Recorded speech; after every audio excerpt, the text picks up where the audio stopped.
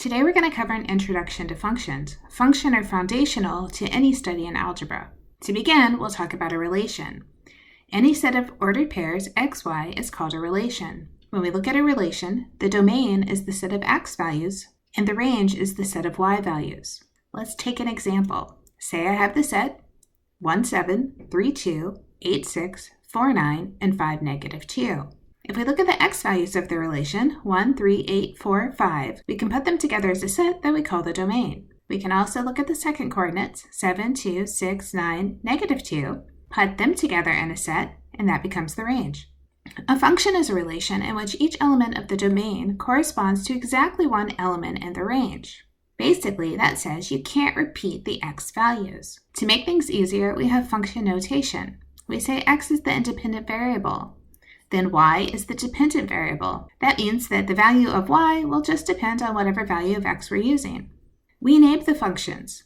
So we say f is the name of the function. We can use other letters as names as well. F is just the typical, but you can see G or H, W, any letter we want could be the name of our function. Then the big thing you're going to see is that we say y equals f of x. Notice that we read it f of x.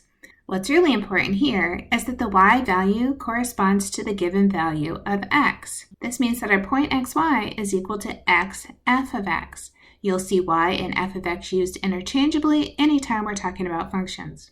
So let's take some examples to really clear up what's going on. We're going to start with f of x is equal to 2x plus 4, and we're going to plug in a couple values of x. So the idea is I'll write f of 3 is equal to 2 times 3 plus 4. 2 times 3 is 6, plus 4 says I have 10. So my point now is 3, 10. Let's try negative 1. F of negative 1 is equal to 2 times negative 1 plus 4. 2 times negative 1 is negative 2 plus 4 gives me a value of 2. So my point is negative 1, positive 2. Let's try it with a different function. This time I have f of x is x squared plus 3x. I'm starting with x equals 2. So I'm doing f of 2 is 2 squared plus 3 times 2. 2 squared is 4. 3 times 2 is 6. I get 10. So here's a point, 2, 10. Let's try negative 5. I have f of negative 5. It's negative 5 squared plus 3 times negative 5. Negative 5 squared is a positive 25. 3 times negative 5 is negative 15.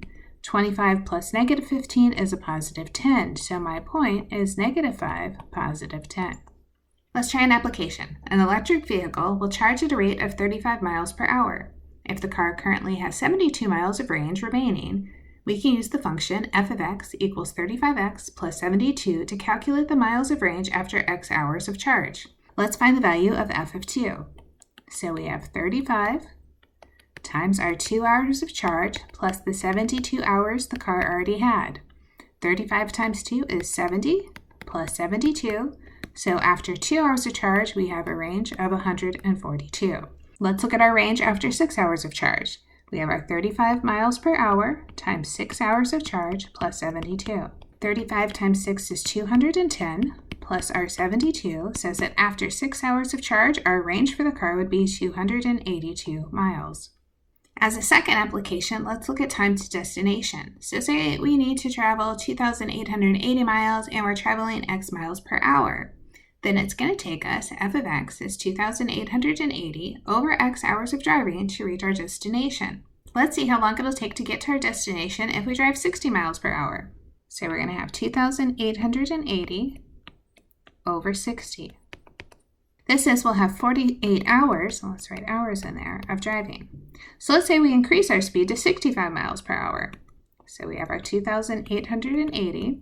And we're going to divide now by 65. So by adding 5 miles an hour to our speed, we reduce our time down to 44.3 hours. So this is just a quick look at what function notation looks like and what a function is. In the next video, we'll look at graphs. Not only how to graph a function, but how to look at a graph and decide if what we're looking at is a function.